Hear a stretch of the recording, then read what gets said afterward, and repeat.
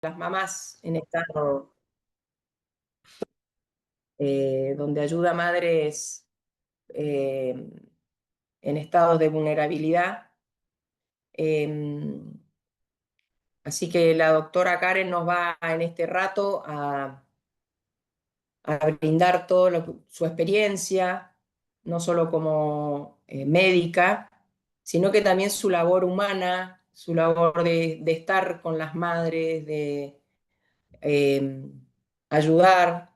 Es una persona muy sensible también a todas las realidades, así que aprovechemos este rato de poder estar y compartir con ella también lo que tenemos en el corazón, en la cabeza, porque así es como vamos a poder también nosotros aprender, ¿no? También colabora activamente en muchas organizaciones, siempre comprometida con salvar vidas del aborto. Nos conocimos en el hospital, en un hospital trabajando juntas, y ahí fue cuando Dios puso su mano, digo yo, y nos unió en, en los dones, ¿no? Porque no es que tenemos roles, sino que Dios nos va dando dones que si uno está abierto, poderlos usar, poderlos poner a disposición del prójimo, del otro. Y Karen es especialista de ponerse al servicio, así que si ella quiere presentarse o decir algo más, yo tendría media hora para hablar de ella, pero te dejo, Karen, entonces todo tuyo. Un placer, Carmencita. Muchas gracias por la invitación. Bueno, voy a compartir pantalla y porque dentro de la presentación misma me voy a presentar, así que comparto pantalla.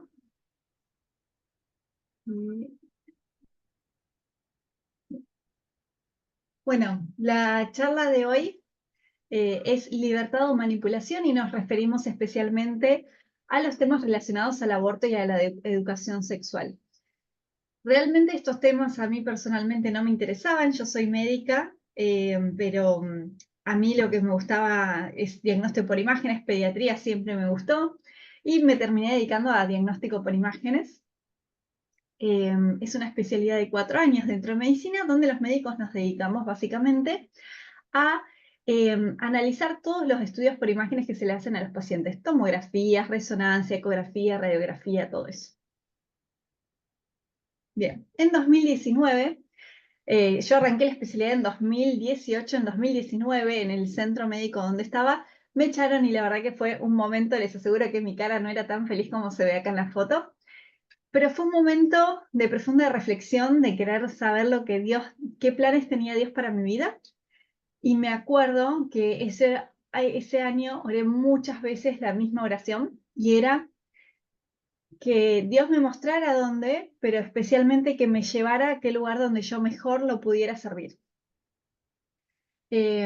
Pasé más o menos un año preparándome nuevamente para el examen, volviendo a rendir, rindiendo entrevistas, y les comento, en medicina, lo que es diagnóstico por imágenes, nos importa mucho.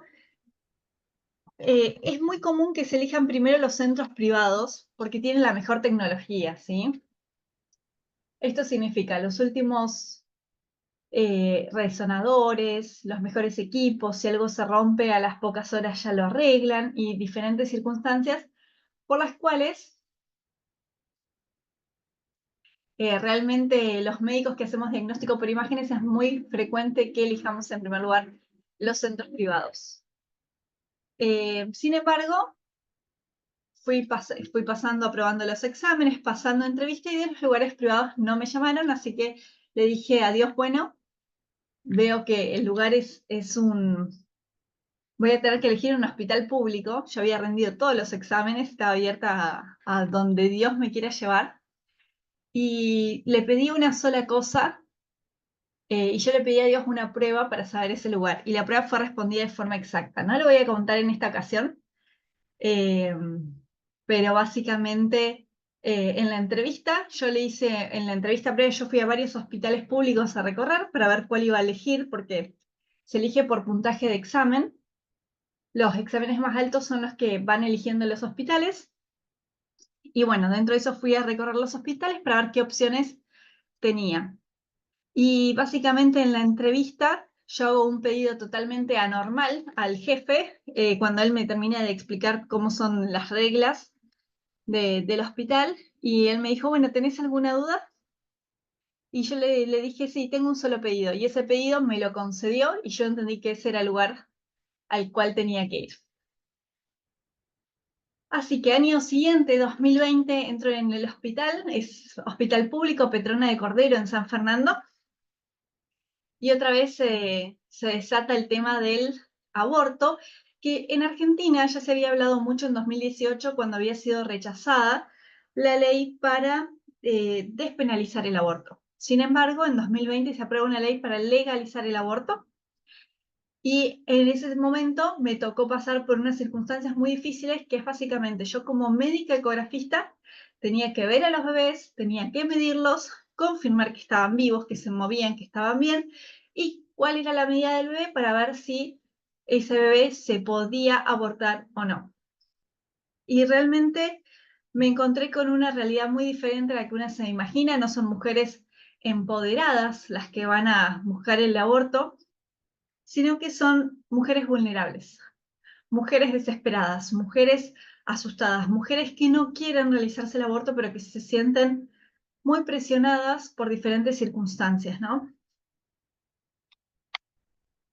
Bueno, y estamos en el contexto, muestro acá de Argentina, de todas formas, todos los países tienen una tendencia muy parecida. Yo les invito a que busquen lo que se llama tasa de fecundidad. Si ustedes ponen en Google tasa de fecundidad y el nombre de su país, va a aparecer un gráfico donde les va a mostrar qué es la tasa de fecundidad. Lo voy a explicar de forma breve, pero básicamente es la cantidad promedio de hijos por mujer. Se toma hijos por mujer porque, bueno, se supone que si por cada mujer hay un hombre, para considerar que hay una tasa de reemplazo poblacional, es decir, que hay suficientes niños para cuando fallezcan esos padres, se supone que por cada mamá y cada papá tiene que haber un hijo. Por lo tanto, 2 hijos por pareja, o lo que sería más fiel a la estadística, porque los que tienen hijos son las mujeres, es al menos 2 hijos por mujer. Considerando que hay una mortalidad infantil, una tasa de reemplazo, en general se considera, según, igual depende mucho de la mortalidad infantil de cada país, pero sería entre 2.1 y 2.3. Es decir, que la mayoría de las mujeres tengan 2 hijos y algunas tengan más hijos, para que haya una tasa de reemplazo. Pero en la mayoría de los países está sucediendo todo lo contrario y cada vez hay menos hijos. Es más, si le preguntamos a los jóvenes de hoy, ¿cuántos hijos les gustaría tener en un futuro? Es muy probable que les digan, no quiero tener hijos o quiero tener uno solo. Es la respuesta que más se escucha. Y los más valientes, bueno, dicen 2 hijos. La verdad que es algo muy cultural que ahora vamos a estar analizando. Pero lo más importante es ver esto, la tremenda caída de la fecundidad. Y si se fijan, hay un momento muy clave. La caída de la fecundidad va lento primero. Pasa de 2.39, se va manteniendo cercano y va bajando despacito hasta 2018, que estuvo la campaña fuerte del aborto, y después en 2020, si bien en pandemia se detuvo un poco, luego sigue cayendo cada vez más empinado. Y esto está muy relacionado con el aborto, pero también con la mentalidad que lleva al aborto. Es decir, esto viene de una mentalidad atrás, no es solamente el aborto. Hay toda una ideología previa para llegar a esto. Pero básicamente vemos cómo hay un 43% de disminución en muy poquitos años, en aproximadamente 10 años. Bueno, no quiero dejar de mencionar la palabra de Dios. Me parece muy importante, sobre todo porque, bueno, estamos en un ámbito cristiano, y la palabra de Dios es un fundamento firme, es algo que no cambia. Dice la Biblia en Isaías 40, la, la flor, la flor se cae, la hierba se marchita, pero la palabra de Dios permanece para siempre. Si hay algo sólido, si hay algo firme en lo cual nos podemos basar, es en la palabra de Dios. Y muchos de estos textos, si los leemos, eh, si yo les pregunto si la Biblia es para todos los tiempos, lo primero que van a decir es que sí. Pero hay muchos de estos tiempos que cuando los leemos, en muchos de estos textos que cuando los leemos, decimos, bueno, pero eso habrá sido para antes. Y me gustaría que se guarden esta captura para que después lo puedan ir viendo. Pero vamos a hacer hincapié en el primer versículo, especialmente, que es Génesis 1:28, que dice, es cuando Dios creó a Adán y Eva, les manda diciendo, fructificad y multiplicaos y llenad la tierra. ¿Sí? Y cuando dice llenad la tierra, muchos dicen, bueno, la tierra ya está llena, ya está. Eso era para antes. Así que eso lo vamos a estar charlando. Después, el Salmo 123, 127.3, del 3 al 6, habla sobre el concepto de que los hijos son una bendición. Y eso hoy se ve totalmente diferente. Cuando hablamos con los jóvenes de tener hijos, se ve como una carga, como un gasto económico muy grande, como por lo cual debemos tener mucho tiempo y dinero para poder tener hijos, y no como una bendición, básicamente, sino como una preocupación. Hoy en día lo que más se difunde es, ¿para qué tener hijos si la vida parece más cómoda, más fácil y económicamente más rentable sin hijos? Después en Deuteronomio 28 menciona bendiciones, dentro de las cuales dice que las bendiciones de honrar la palabra de Dios, de obedecer la ley de Dios, es tener muchos hijos. Dice, bendeciré con abundancia el fruto de tu vientre. Y después en Éxodo 1:8 al 12 cuenta de la masacre que hizo el faraón en el tiempo de Moisés, cuando nació Moisés, que había mandado a matar a todos los niños. Estos textos son para mí fundamentales que los conozcan y que los conozcan bien, así que se los dejo en la pantalla. Sáquenle una captura, una fotito, para que los puedan repasar luego, ya que después de la charla van a tener todavía más sentido. Bueno, ¿cuándo sucedió este cambio cultural, mediático, político en la forma de pensar? Bueno, hasta 1960 aproximadamente era normal, esperable y deseable tener muchos hijos en una familia. Cuando decimos muchos hijos es básicamente decir más de uno, ¿sí? Habían familias de 3 hijos, habían familias de 10 hijos, había familias de 5 hijos, pero era esperable que la mayoría de los matrimonios, de la gente que Dios llamó al matrimonio, eh, sea también llamada a la maternidad, la paternidad y a formar una familia, y se aceptaban los hijos como algo positivo. Sin embargo, en 1960, 1970, hay un cambio cultural fuertísimo que le podríamos llamar cultura antinatalista. Es que básicamente se percibe tener hijos o tener varios hijos como algo negativo o no deseable. Estas ideas se basan en que hay una sobrepoblación, es decir, que el mundo ya está muy ocupado y que llegará el momento de que de tantos seres humanos no alcanzará la comida, por ejemplo, que no alcanzará el espacio, no alcanzará la tierra fértil para explotar. La crisis climática, que a mayor cantidad de individuos, mayor contaminación. Otros temas como la educación sexual. Voy a silenciar porque ahí estamos. Ideologías que están dentro de la educación sexual, que las voy a ir mencionando pronto. Ideología de género y que hay que tener mucho tiempo y dinero para tener hijos. Hubieron políticas mucho más fuertes en algunos países, como Perú, India, China. China tenía la política del hijo único. En Perú se hicieron políticas en las cuales hubieron frases por todo el país diciendo las familias pequeñas son familias felices, todas incentivando que se tengan menos hijos.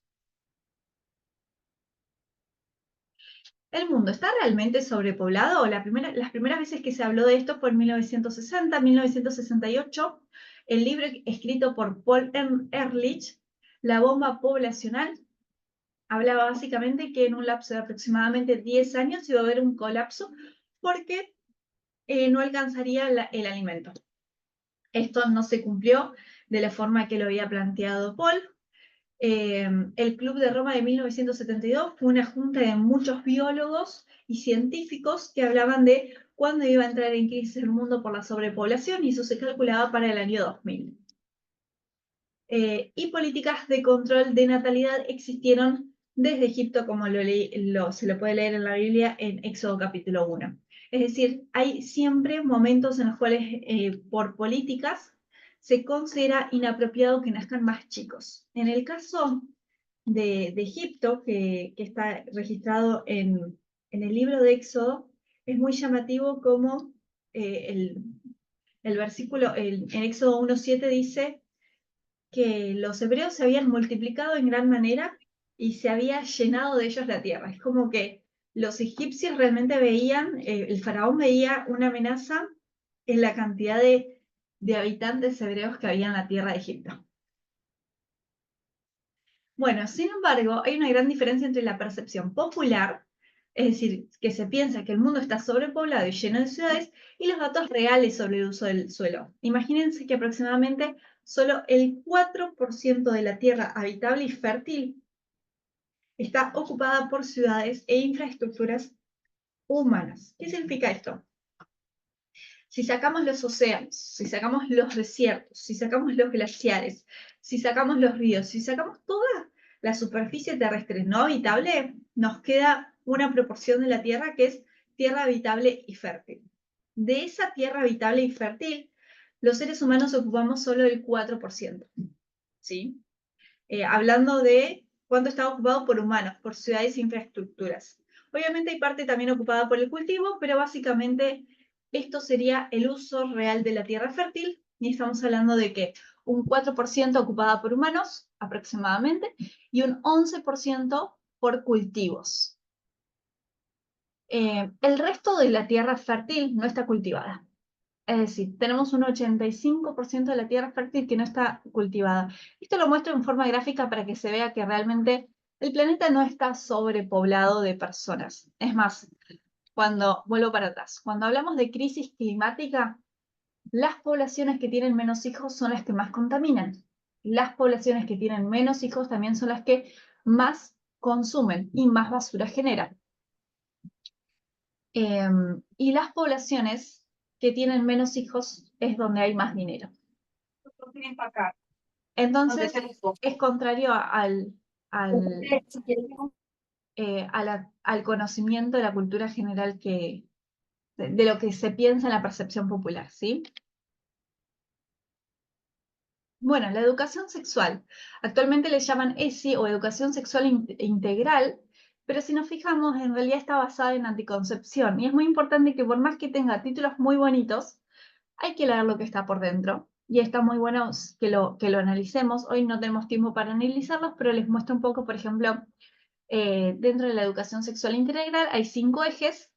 Los primeros 2 títulos los vamos a leer y dice, cuidar el propio cuerpo y la salud. Suena muy bien, sin embargo, cuando vemos cómo pretenden cuidar al propio cuerpo y la salud, básicamente dice la prevención de enfermedades como las enfermedades de transmisión sexual, el uso de métodos anticonceptivos, el autocuidado e intimidad.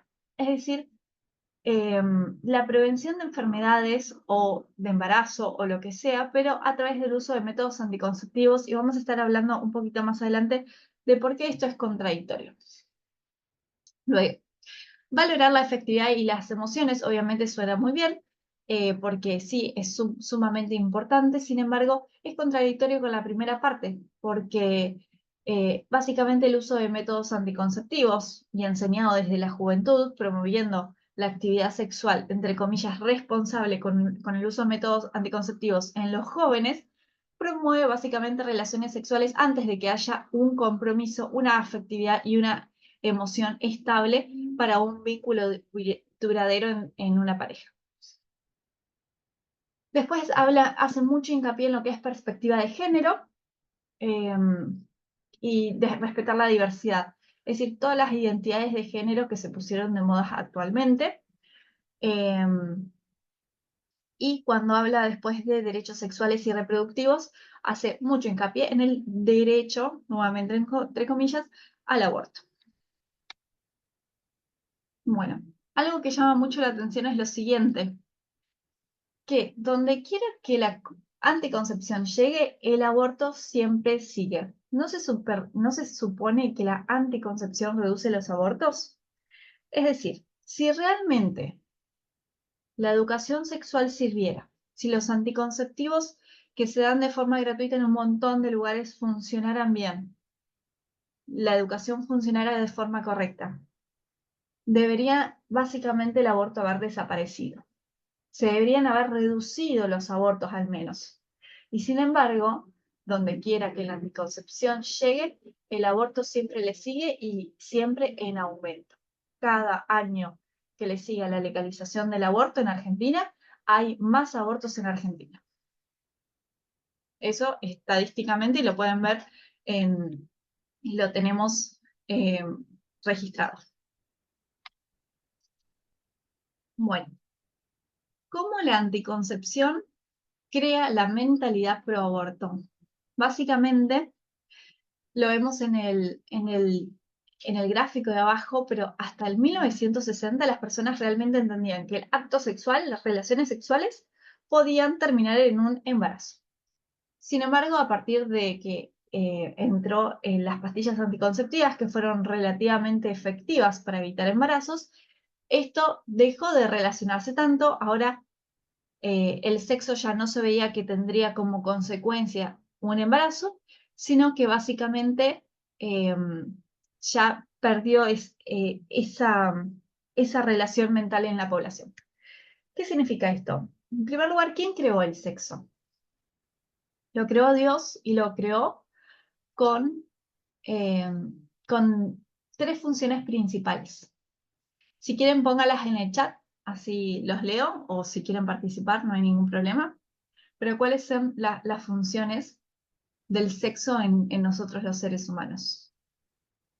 Si bien hay más, pero bueno, para resumirlo de forma breve, y si lo quieren colocar en el chat, ahí voy a abrir el chat.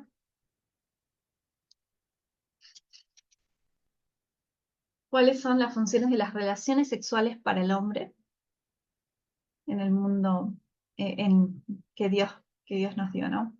¿Cuál fue el propósito?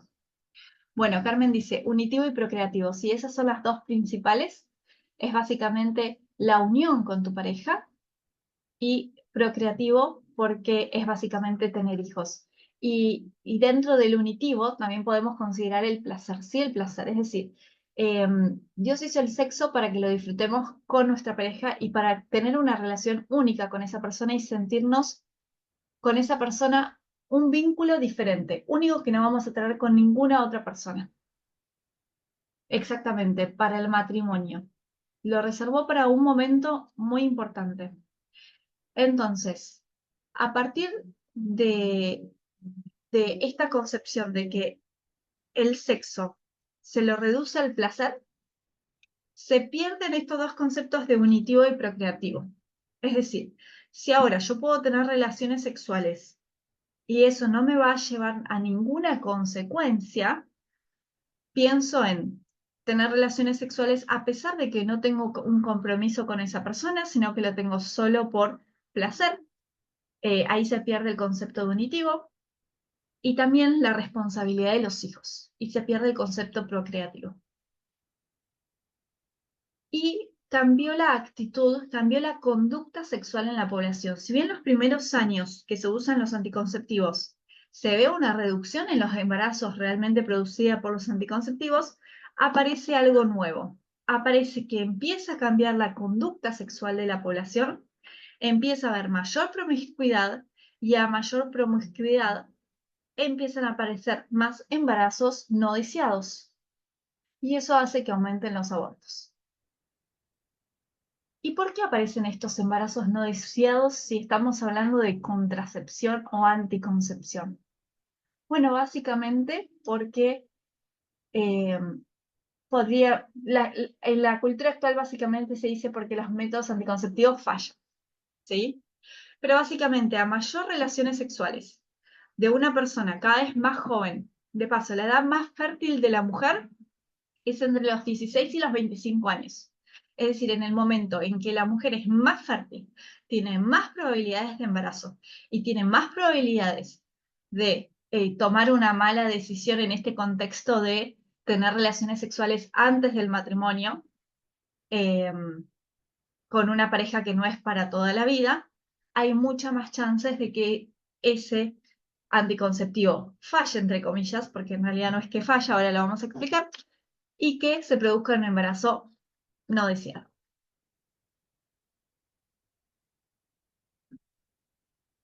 Bueno, así que el aborto en realidad está en la punta del iceberg, pero todo esto tiene por debajo un tema fundamental que es la anticoncepción y la educación sexual como se la presenta hoy en día. ¿Cómo vemos la evidencia de lo que le estoy contando hoy? Miren. Dice 26, a la izquierda dice 26 de septiembre de 2024 esta noticia en Argentina. ESI, Educación Sexual Integral. Quieren hablar del éxito de la educación sexual integral. Argentina redujo un 60% el embarazo adolescente en los últimos 10 años. Yo me pregunto si este titular a ustedes les suena real o no. Es decir, ¿realmente bajó el embarazo adolescente o aumentaron los abortos adolescentes?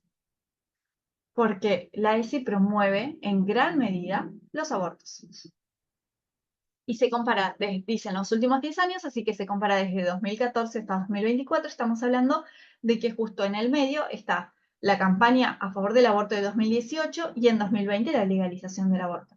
Así que todo eso entra dentro de esta reducción del 60%. Sin embargo, si vemos a la derecha la noticia, dice de 2022, dice, ¿cómo hizo Argentina para reducir la tasa de fecundidad adolescente? Y hay mucha diferencia entre embarazo adolescente y fecundidad adolescente. Habíamos dicho en el gráfico que vimos al principio en Argentina que la fecundidad es la cantidad de hijos nacidos vivos por mujer. Es decir, cuántos hijos realmente tiene una mujer. Y no estamos hablando de cuántos embarazos tiene una mujer, ¿sí? Por lo tanto, esta noticia de la derecha es mucho más real, el título, que el de la izquierda, ¿sí? ¿Y cómo sabemos que esto es así? Bueno, básicamente porque si realmente la ESI funcionara como lo dice la izquierda, también debería reducirse, por ejemplo, enfermedades de transmisión sexual como el HIV, que se supone que la ESI previene a través de fomentar el cuidado del cuerpo a través del uso de anticonceptivos, ¿sí? Y sin embargo, dice abajo, el 44% de nuevos casos de HIV, no tengo acá el año, pero bueno, es de los últimos años, creo que era 2023 o 2024, dice, ocurre en mujeres jóvenes y adolescentes, advierten especialistas.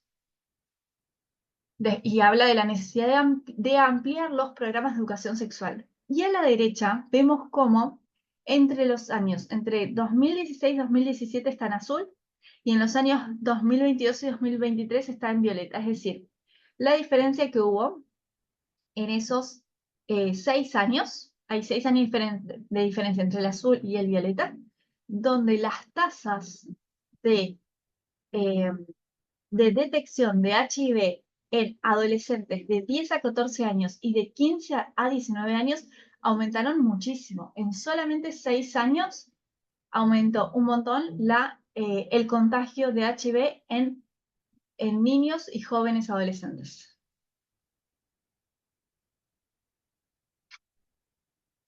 Y sí, cuando se enseñan métodos anticonceptivos, no siempre se enseña con esta tabla que habla de la eficacia real, sino que muchas veces básicamente se da el prospecto que tiene, por ejemplo, si una chica adolescente pide una caja de pastillas anticonceptivas, o en la farmacia le viene el prospecto y dice 99.7% de eficacia, algo así dice. Y sí, porque en realidad el laboratorio lo que hizo para buscar la eficacia del método es asegurarse de que lo hayan utilizado personas básicamente muy perfeccionistas, o más bien se aseguraron ellos de que lo hayan tomado de forma correcta. ¿Esto qué significa? Que durante un solo año se siguen a miles de mujeres, recordándoles todos los días a la misma hora tomar las pastillas y preguntándoles unas horas después si lo hicieron o no lo hicieron. Y todas aquellas que no hayan tomado la pastilla por olvido, lo hayan vomitado, les haya pasado algo, salen del estudio. Es decir, todas aquellas personas normales que pueden llegar a tener un olvido, incluso con todos los recordatorios que se pueden imaginar, si si en algún momento pasó algo por lo cual, o tomaron un antibiótico o algo por lo cual la efectividad no es la óptima, directamente salen del estudio. Sin embargo, cuando vemos en la vida real la eficacia, por ejemplo, de las píldoras, que está con la flecha marcada a la izquierda, vemos que es del 91% aproximadamente. ¿Qué significa esto? Que mientras que en el momento ideal, perdón, voy a tomar un poquito de agua y sigo.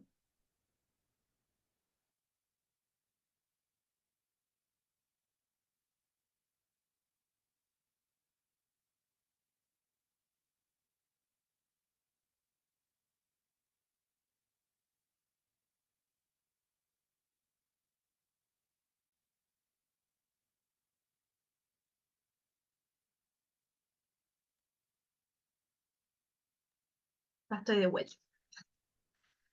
Bueno, que básicamente en el estudio hecho por los laboratorios, de forma ideal, las píldoras fallaban básicamente durante un año. De 1000 casos fallaban en solamente 3. Solamente 3 de 1000 mujeres quedaban embarazadas, incluso habiéndolo tomado de forma perfectamente ideal, sin absolutamente ningún olvido, ya que si tenían algún olvido salían del estudio. En cambio, en la vida real, 9 de cada 100 mujeres, es decir, 90 de cada 1000, quedan realmente embarazadas, considerando que, no sé, hay diferentes circunstancias, toma alguna otra medicación que le baja la eficacia, tiene algún que otro olvido durante un año, etc. Cambio de pareja por el cual piensan que ya no van a necesitar tomarla, después vuelven con la pareja, todas esas cosas que pueden hacer. Bueno, esta tabla es muy importante porque vemos que en esta tabla cuando enseñan los métodos anticonceptivos con una eficacia bastante real, o sea, por ejemplo el preservativo 82% es la eficacia bastante real para evitar embarazos.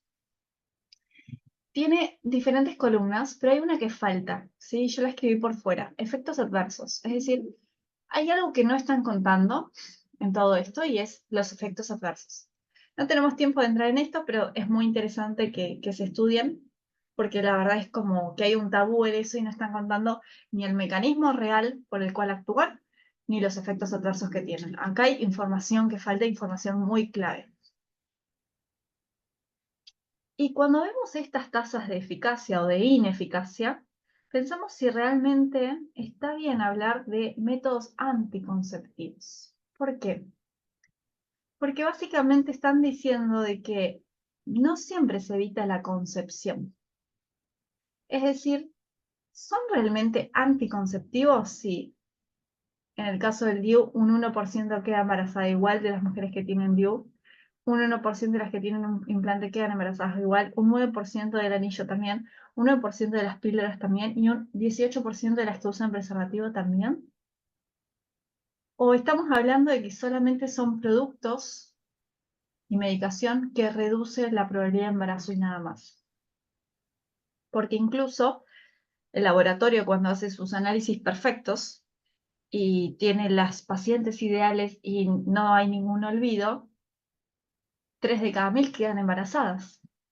Entonces, hay algo acá que falla, y es el título básicamente. Creo que realmente sería mucho más justo hablar de esto como productos o medicamentos o lo que sea que reducen la probabilidad simplemente. Y a la derecha tenemos si protegen o no contra enfermedades de transmisión sexual. La mayoría de las enfermedades de transmisión sexual se transmiten por fluidos, pero otras simplemente por contacto piel a piel. Y yo les pregunto, si el preservativo tiene un 82% de eficacia para evitar embarazos no deseados, ¿creen que realmente tiene protección hacia las enfermedades de transmisión sexual? ¿Está bien hablar de protección? Se los dejo como una pregunta, si quieren pueden responder en el chat.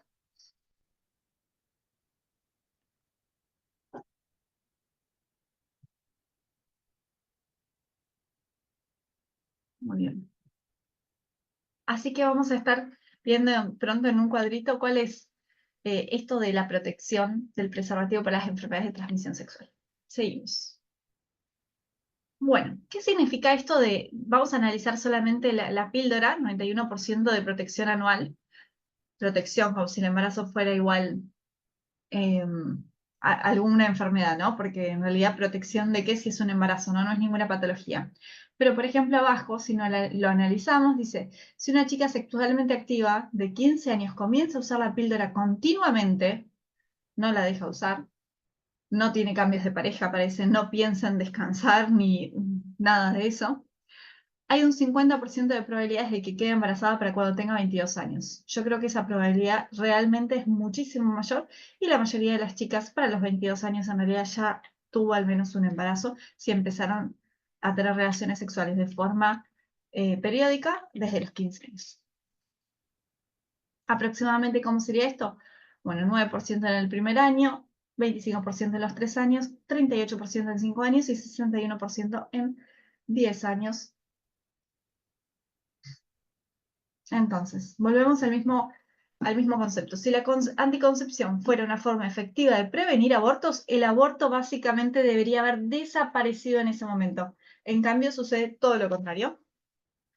Y esto lo admiten incluso directores de IPPF que dijeron, a medida que las personas recurren a la anticoncepción, habrá un aumento y no una disminución en la tasa de abortos. Esto es básicamente por cambio de la conducta sexual. Y ahora sí, llegamos al cuadro que a mí me importa muchísimo que lo tengan. Este cuadro lo tuve que hacer yo porque no lo encontré en internet. Encontré sí la información de la efectividad real del preservativo frente a las infecciones de transmisión sexual. Lo que no encontré es un cuadro que me lo resuma así. Así que este lo armé, donde básicamente dice, el preservativo protege contra, por ejemplo, el HIV, usado de forma correcta desde el principio de las relaciones sexuales, etcétera, en un 95%. ¿Sí?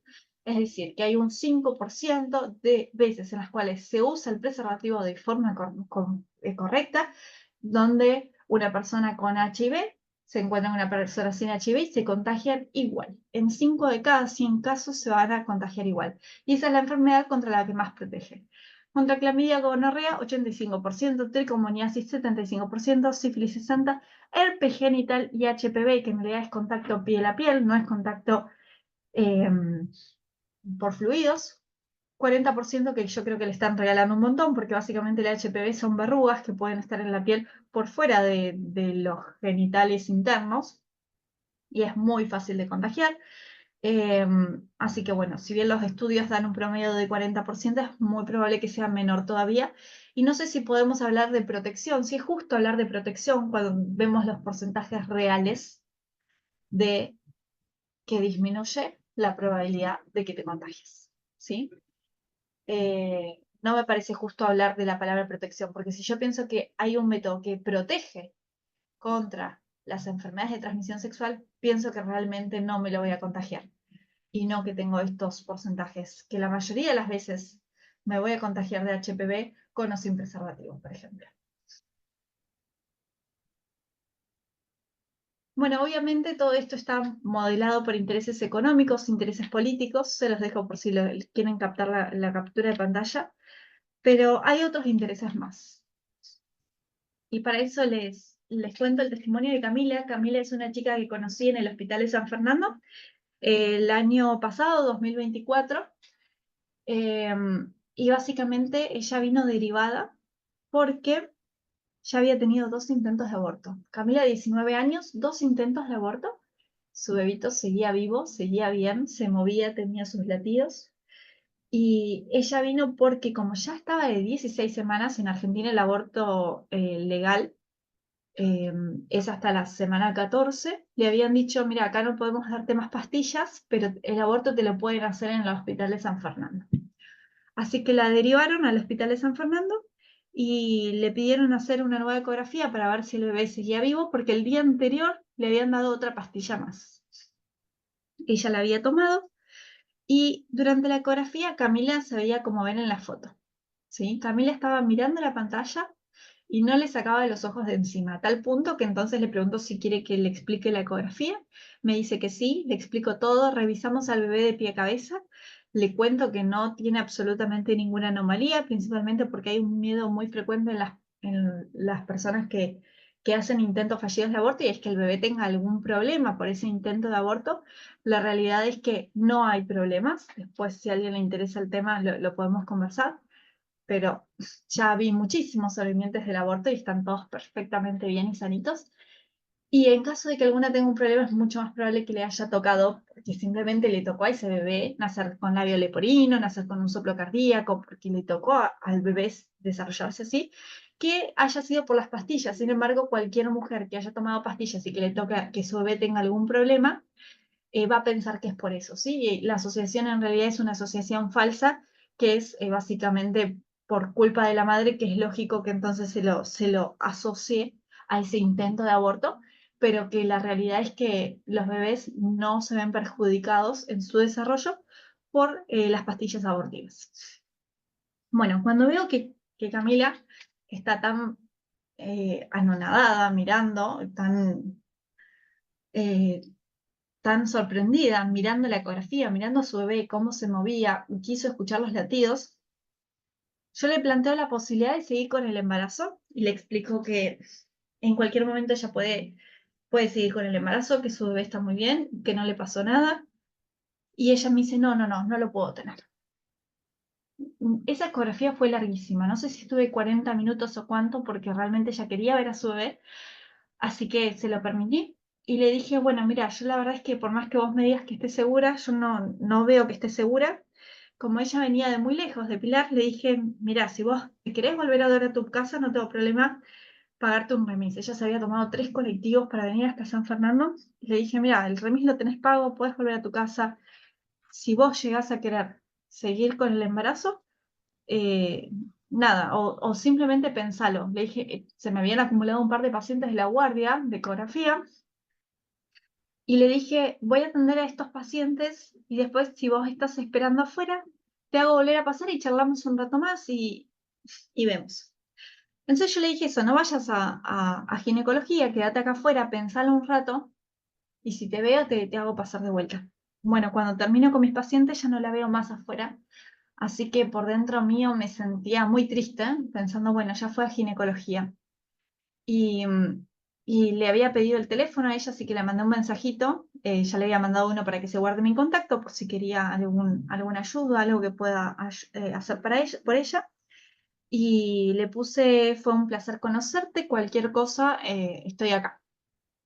Y sigo atendiendo pacientes y ella me manda un mensaje media hora después, me dice, me llega un mensaje y dice, lo quiero tener. Yo me reemocioné y me agarró así como a taquicardia, ¿no? Y entonces le dije, bueno, venite para ecografía. Entra a ecografía, tenía unos pacientes más todavía, así que la hice esperar en un consultorio donde no había nadie. Y, y básicamente, bueno, mientras hago las ecografías, a ella le llegó, voy con ella nuevamente, termino, y a ella le llega una llamada. Y bueno, yo pensé en el momento que podía ser el novio, alguien de su familia, pero ella cuando responde dice, no, no, es que me arrepentí y decidí volverme y me volví a casa, dice ella. Y ahí entendí que la estaban llamando las ginecólogas que querían realizarse el aborto. Y ella entonces corta el teléfono y me dice, no, lo que pasa es que yo entregué la ecografía en en el consultorio de ginecología. Me dijeron que espero un rato afuera porque me iban a preparar una habitación para internarme. Y mientras yo estaba esperando afuera, me llegó tu mensaje y me di cuenta que lo quería tener. De paso, les quiero hacer una aclaración.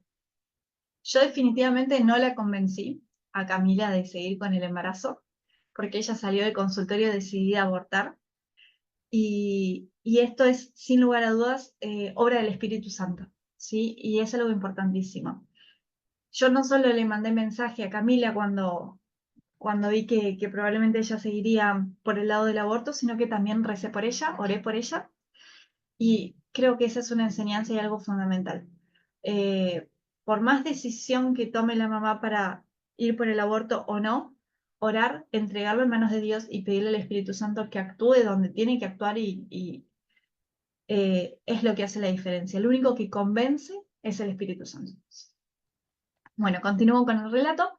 Básicamente la vuelven a llamar al celular y ella como que se asusta en ese momento. Yo me asustaba mucho más, no se dan una idea. Pero bueno, por experiencias previas que había tenido donde chicas que pensaban en continuar con el embarazo terminaron realizándose abortos, personalmente creo que fue por presiones de ginecología o por volver a plantearle dudas que ellas ya no tenían o por volver a plantearle que su hijo va a nacer con algún problema por haberlo intentado, cosas por el estilo. Pienso yo que por eso muchas volvieron atrás y volvieron finalmente se hicieron abortos a pesar de su decisión de continuar con el embarazo y lo había vivido varias veces, así que sí. Me daba miedo que la vengan a buscar a ecografía, que se la lleven a abortar, me daba miedo que la encuentren en alguna parte del hospital y se la lleven a abortar. Y, y cuando vi que la seguían llamando, ella me dice, ¿realmente tengo que abortarlo? ¿Tengo que seguir por acá? Me pregunta ella, porque fue tanta la insistencia de ginecología que ella misma se asustó de qué era lo que se debía hacer. Y yo le dije, no, no tenés que abortarlo, seguramente se quieren asegurar de que vos estés segura, pero no te preocupes. Y ella me dice, bueno, ¿bloqueo el número? Y yo, más o menos feliz, le dije, sí, bloquealo. Así que bueno, tenía la posibilidad de acompañarla hasta la remisería que queda en la puerta del hospital, pero la verdad que el miedo de que las ginecólogas la encuentren y se la lleven y la internen y le hagan el aborto fue tan grande que decidí subírmela al auto y llevarla a una remisería a 5 cuadras. Le pagué el remis, coordinamos para vernos esa misma noche con otras voluntarias conocidas de la zona de Pilar para hacer el acompañamiento y Camila era otra, estaba muy feliz, nos contó que ya había podido hablar con su mamá y eso le había traído un alivio enorme, se había sacado una carga encima y estaba muy feliz con la decisión de haber seguido con el embarazo y tenía una sonrisa impresionante. Su hijo Mateo ya nació, ya debe tener varios meses, ahora no me acuerdo exactamente, pero está completamente sano y hermoso. Bueno, ¿por qué les cuento esto? Ahí leo los mensajitos, yo ya me puso qué maravilloso testimonio, qué fuerte, gloria a Dios. Gracias, Karen, es así. Griselda, gloria a Dios. Y Carmen, es una batalla. Bueno, esto lo cuento porque si bien hay algunos intereses económicos, hay intereses políticos, hay un interés que uno dice, yo sé que estas ginecólogas, yo sé que estos colegas, estos médicos, no reciben nada por hacer los abortos. Pueden estar convencidos por una ideología, pero hay tanta sed de abortos que uno vive dentro de los hospitales que uno dice esto no puede ser otra cosa que intereses espirituales, ¿sí? Uno como lo percibe. Y esa percepción es muy fuerte. Y lo comparto para que recordemos eso. Antes se hacían sacrificios de humanos a los ídolos, a los demonios, y hoy se siguen haciendo. De esas cosas que nos sorprendíamos cuando lo leíamos los mayas que hacían sacrificios de niños humanos o cosas por el estilo, se sigue haciendo hoy día.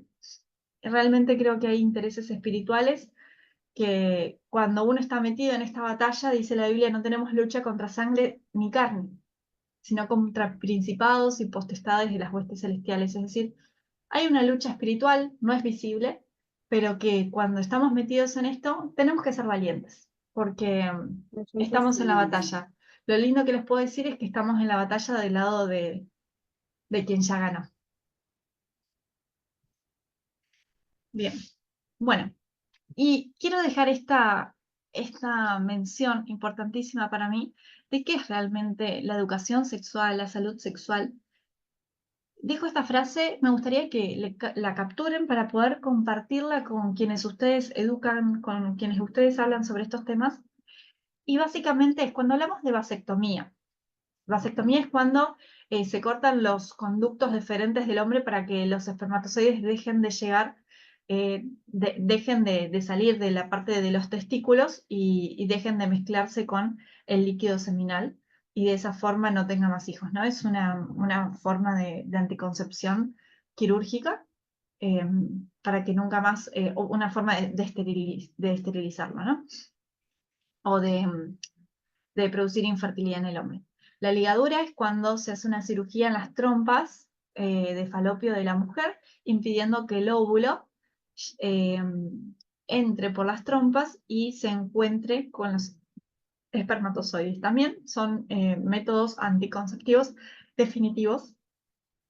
A ver, esto se los plantea muchas veces como si fueran los métodos ideales porque realmente eh, las tasas de embarazo con estos métodos son bajísimas. Existen, sí, obvio, existe de todo, pero son bajísimas y, y no está libre de efectos adversos. Leí muchísimos efectos adversos y sobre todo hay muchos efectos adversos. Primero físicos hay muchísimos, o sea, es impresionante cómo afecta a la mujer la ligadura de trompas, pensando que, bueno, es algo interno que no va a producir ningún síntoma y un 5% de mujeres al menos que tiene síntomas físicos importantes, pero mucho mayor es el porcentaje que tiene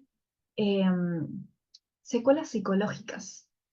Es muy común que el hombre por ahí lo diga y la mujer no tanto. El hombre no, yo no me voy a hacer la vasectomía, ¿no? Como, no, yo no me voy a esterilizar, como que siente que pierde su hombría. Créanlo, realmente hay muchas mujeres que sienten que pierden su feminidad cuando le hacen la ligadura. Bien. Cuando hablamos de anticonceptivos, cuando hablamos de aborto, o también en la ideología de género, cuando hablamos de cambio de sexo, ¿sí?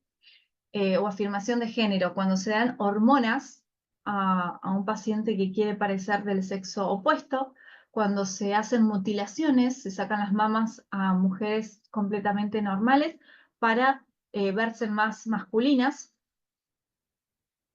Miren esta frase, en el ámbito de la sexualidad, las prácticas médicas más comunes están enfocadas en hacer funcionar mal un órgano o sistema que funciona bien. ¿Es esto salud sexual? En medicina, ¿buscamos que algo que funciona bien en el cuerpo empiece a funcionar mal? ¿Eso es lo que queremos hacer? Creo que hay una frase muy conocida en medicina, muy antigua, que dice, primero no hacer daño. Bueno, esto es daño. Incluso con los anticonceptivos, lo que buscamos es que un ciclo femenino normal, fértil, donde todos los meses la mujer ovula y produce hormonas, de forma normal y saludable, buscamos anular ese órgano que está funcionando de forma saludable para que empiece a funcionar mal y deje de ser fértil, ¿sí? Sea de forma momentánea, sea de forma prolongada.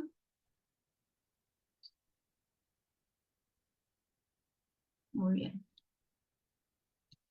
Bueno, y finalmente el debate o las frases para pensar es cómo cambiar esta cultura. ¿Hay esperanza frente a esta realidad? Sin lugar a dudas, una de las cosas más importantes dentro de esto es que existen métodos naturales, hay beneficios del método natural. Obviamente hay gente que cree que es simplemente un anticonceptivo natural.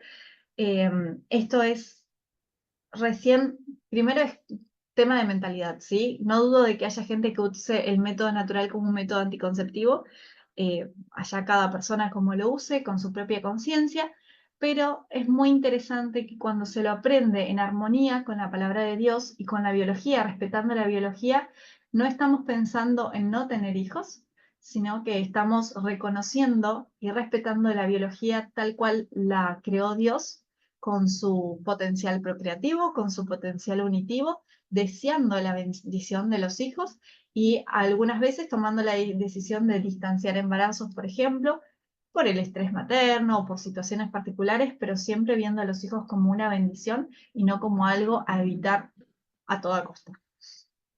Y tiene, bueno, un montón de beneficios. Y obviamente estoy acá porque conocí a Carmen y también hice la capacitación de métodos naturales con Carmen. La seguiré haciendo después de este embarazo porque, bueno, predico también con el ejemplo y estoy embarazada. y, y bueno, dejo siempre acá el Instagram cuando doy esta charla. Me encanta dejar el Instagram de Carmen porque se puede aprender un montón de ahí y además la pueden contactar. Ella es mi propia instructora y además amiga mía. Y no podemos dejar de pensar en qué harías si conocieras a una persona que está pensando en abortar y qué ayuda hay para la mujer que ya abortó. Hay ayuda. Hay capacitaciones para abordar esto, no lo podemos abordar todo en una sola charla, pero los invito a estar en la fila de ayudar y no en la de juzgar ni opinar.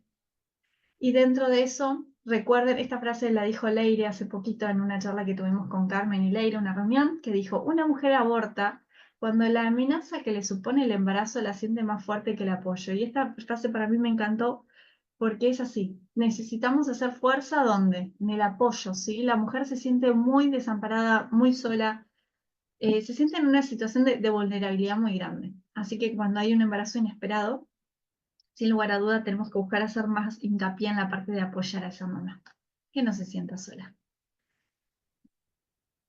Hay muchísimas organizaciones que trabajamos en esto. Yo soy parte de Red Latidos, que está en el medio, una organización solidaria en Escobar. También conozco y trabajé con gente de Grávida, de la Merced Vida.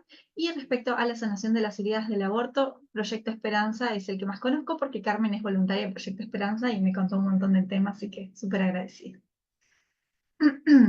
Proyecto Esperanza, me encanta esta foto, donde vemos eh, una imagen de cristal de un niño, como que no se lo ve, porque fue el niño abortado, pero en reconciliación de su mamá, que está triste y llorando, y cómo recibe sanación y perdón a través de esta orientación y apoyo para superar el dolor luego del aborto. Hay un número de teléfono, si lo quieren, este es el número de teléfono acá en Argentina, pero hay Proyecto Esperanza en muchos países. Y les quiero invitar a la formación online de Amasube, que es esta de la derecha, es Leire Navaridas. Es una mujer preciosa que trabaja tanto en asistencia de las mujeres de riesgo en aborto como en sanación posaborto. Ella misma sufrió el aborto y, y durante aproximadamente 10 años no fue consciente de todo el dolor y el malestar que ese aborto le produjo. Y una vez que lo pudo transitar, lo pudo sanar, trabaja para ayudar a otros y va a estar dando una formación online de 2 encuentros virtuales, ella conectada desde España, y este es el formulario de inscripción, sáquele captura de pantalla para aquellos que se quieran inscribir. Eh, y con la inscripción también ayudamos a esta fundación que ayuda a mamás. Bueno, muchas gracias.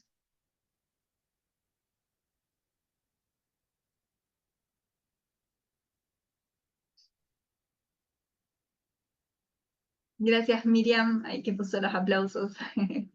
Bueno, Carmencita, cuando quieras, el tiempo es tuyo. Gracias por la invitación. Gracias, José. Bueno, la verdad que dan muchas ganas de seguir escuchando, seguir viéndote, pero esto recién empieza, así que esta comunidad va a crecer muchísimo, tenemos mucho trabajo por delante, tenemos que cambiar esta cultura, tenemos que salvar bebés y acompañar a las mamás que pasaron por esto, lo que vos dijiste, ¿no? Estar en el momento adecuado, abiertas al Espíritu Santo y a dejarse guiar, porque es así, esto es tremendo, tremendo. ¿Y cómo están? Yo voy a hacer un comentario dentro de la planificación familiar natural. Eh, Recibo muchas mujeres con ligadura de trompas, ¿eh? Y angustiadísimas, se está cumpliendo, sí, su objetivo, no tener hijos, pero rompimientos con sus parejas, autoestima baja, chicas jóvenes que decidieron mutilarse porque es una mutilación, y bueno, y hay que acompañar. Es el momento también de acompañar, no de lamentarnos, sino que de fortalecernos y acompañar. Así que bueno, invito a muchos a aprender los métodos naturales para poderlos promocionar y también a sumarse a Proyecto Esperanza, que hiciste mención, Karen, donde ahí sí estamos acompañando de cerca a la mujer que ninguna mujer quiere abortar, como dijiste, ninguna mujer quiere abortar. Fue llevada por las circunstancias al aborto. Así que eh,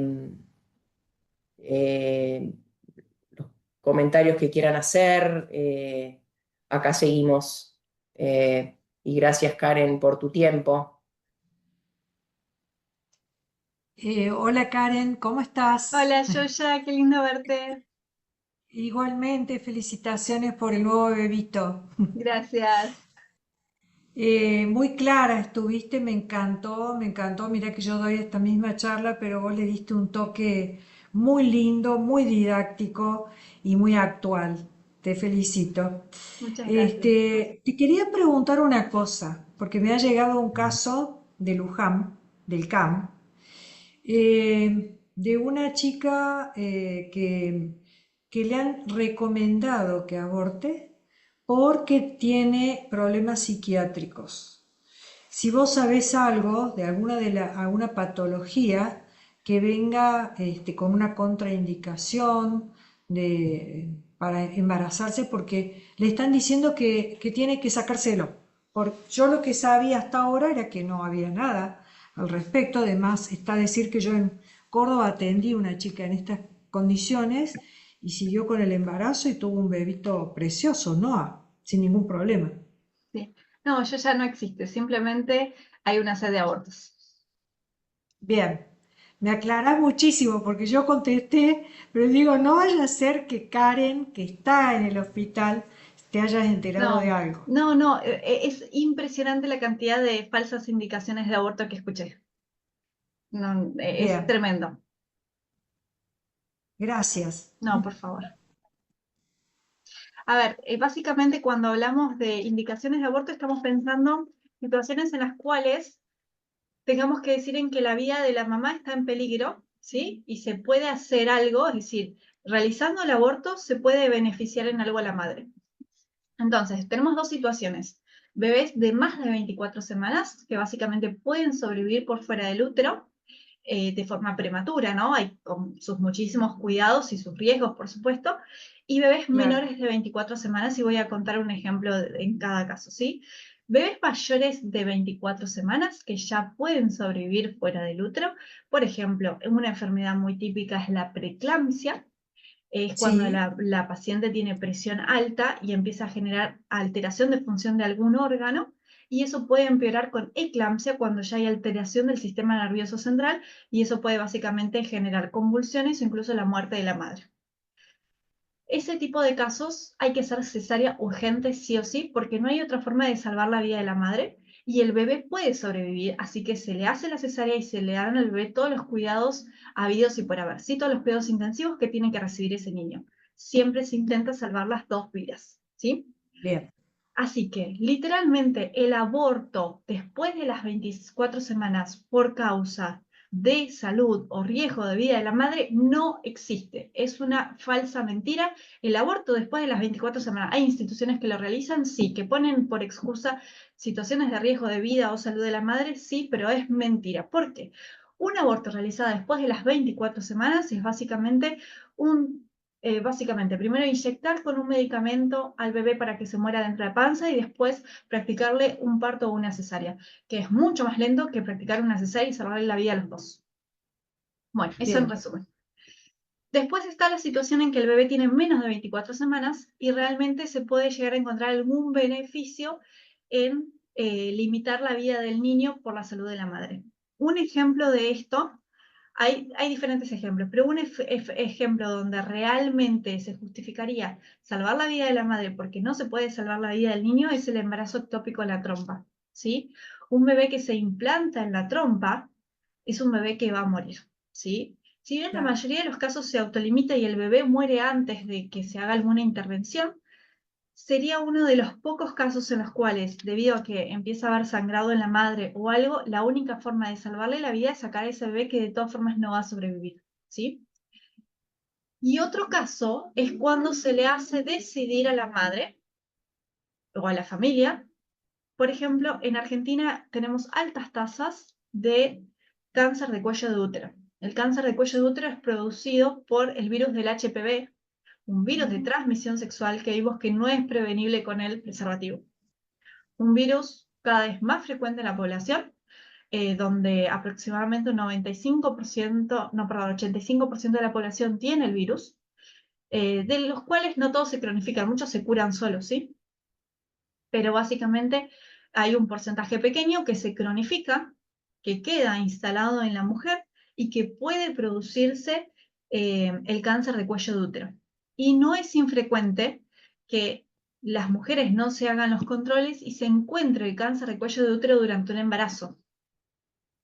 Y si el embarazo es temprano, es normal que en los hospitales públicos se planteen solo dos opciones: o seguís con el embarazo o hacemos el aborto y hacemos el tratamiento. La realidad es que hay una tercera opción que lo dan en centros privados, básicamente, que lo podrían dar en todos lados, que es hacer el tratamiento incluso estando embarazada, conociendo los riesgos que pueden implicar para el bebé. Les cuento, he conocido casos, por testimonio, no personalmente igual, donde el bebé sobrevivió y sin ningún tipo de lesiones, incluso con su mamá realizando tratamiento durante todo el embarazo, ¿sí? Otras veces se le indica, ya que quiere realizar el tratamiento durante el embarazo, esperar hasta luego de la semana 18-20, porque implica menos riesgo para el desarrollo del bebé. Bueno, en fin, hay muchas decisiones en el medio que se pueden tomar, pero es muy común que se las induzca por facilidad, tanto para el médico como para la sociedad en general, que es mucho más fácil tratar el cáncer si la mujer no está embarazada. Entonces se las induce a realizarse un aborto para un tratamiento más rápido, o para sacar en la cirugía el útero con el bebé y con el cuello del útero, todos juntos hacer una cirugía tratando de que la mujer no padezca esto. ¿Se entiende que es una situación muy difícil para tomar una decisión? Claro que sí. Lo que les voy a contar es lo siguiente. Tuve una paciente que se le indujo básicamente a tener un aborto por cáncer de cuello de útero, cáncer que requería un tratamiento urgente porque estaba bastante avanzado. Era su cuarto embarazo, su primer varón. Ya sabía que era varón, tenía 16 o 17 semanas cuando yo le había hecho la ecografía. Después fue unas semanas después que se hizo el aborto. Y recuerdo su dolor y su tristeza, y que ella, si bien no lo dijo con estas palabras, básicamente dijo: no entiendo cómo tomé una decisión así, si yo jamás hubiera elegido la vida de ninguna de mis otras 3 hijas por encima de la mía, y tuve que elegir la de este bebé por encima de la mía, ¿sí? Es decir, hay un instinto materno contra el que ella había actuado, muchas veces por sensación de presiones del médico, porque tu pareja dice: no, yo no te quiero perder, prioriza tu vida, pensa en tus otras 3 hijas, pero no pensamos en la vida de ese niño como lo piensa esa madre que tanto lo ama, ¿sí? Una madre que aborta porque decide abortar es porque está muy rota, ¿sí? Una madre que aborta puede ser si no está rota, se va a romper con eso, ¿sí? El aborto siempre es algo que causa muchísimo daño. No estamos acá para juzgar a nadie, realmente. Por eso me gustó mucho la frase de Leire que dice: una mujer aborta cuando la amenaza que le implica ese aborto la ve más grande que el apoyo que tiene, ¿sí? Me imagino que en su familia no tenía nadie que le demostrara el amor al hijo que ella tenía, como lo sentía ella, y no encontró fortaleza ni apoyo para seguir con ese embarazo, y por eso terminaron tomando la decisión de abortar a ese niño. Pero me acuerdo su dolor, y me acuerdo que ella me pidió ver las imágenes de la ecografía que se había hecho conmigo después. Esa imagen del dolor en su rostro y de sentir como se la veía básicamente que su vida se había ido con la de su hijo, no sé explicarlo, pero era como emocionalmente muy rota, ¿sí? Entonces, no voy a juzgar a nadie, por eso me gustó mucho la frase de Leire, pero les puedo asegurar que hay un instinto materno que Dios puso en cada mujer, y que para que una mujer aborte tiene que estar rota, y si no, realmente ir contra ese instinto materno es como ir contra el instinto de supervivencia, ¿sí? Es como realizar un suicidio. Cabe, Sí. perdón, ¿y una conización y un cerclaje no se podía hacer en ese caso? Que Ese tuvo ya que ir en contra tenía del agarrado bebé. varios ganglios para arriba. En ese caso Ah, sí era un caso avanzado. ah, Así que le habían dicho que no había un tratamiento local, pero sí conozco de pacientes con cáncer avanzado que hayan hecho quimioterapia durante el embarazo, a pesar de estar embarazada, ¿no? Que esperan después de la semana 18 para iniciarla. claro. Bueno, muchas gracias, Yoya. No, gracias a vos. Ha estado tan clara, me encantó escucharte. Te Ay, quiero no, no es escuchar que no estaba seguido. tan claro, justo me tocaron varias experiencias así, pero no, Bien, obviamente son re difíciles, son situaciones súper difíciles que sí. es muy complicado, pero la cantidad de indicaciones que yo escuché por aborto, Por ejemplo, madre, HIV, tenés que abortar porque tu hija va a salir enfermo. Así, literalmente. Primero, HIV controlado, la transmisión vertical no siempre se da, hoy tenemos un montón, o sea, nada que ver y la bebé nació hermosa, súper sana. Bueno, nada, son cosas que generan mucho dolor en el alma cuando las escuchamos. Y gracias a Dios Claro. esos embarazos siguieron.